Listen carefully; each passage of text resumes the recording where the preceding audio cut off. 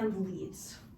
Then what's going to happen is, if we just do the left hand, it's going to come from the bottom in front of you, and then you're going to turn. It's going to go up to the ceiling as you turn away from seeing me, and then it's going to come back down to here when you're down to the front. So at speed, it'll look like this.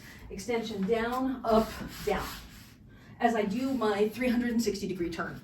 Now I'm doing a pivot step on my left foot, but do whatever's comfortable to you. It's the same basic deal.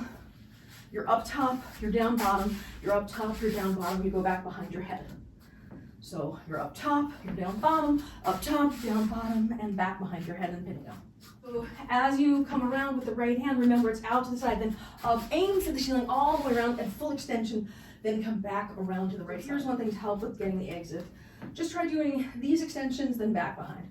These, back behind, big, back behind, big, back behind, big, back behind. Now turn, and big, back behind, big, back behind, big, back behind. Now turn, and big to back behind.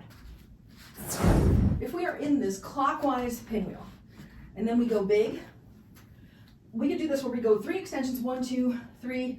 Now we're going to turn on this 4th one all the way around, big, and then back into small for another 3, and then turn. So let's try that together.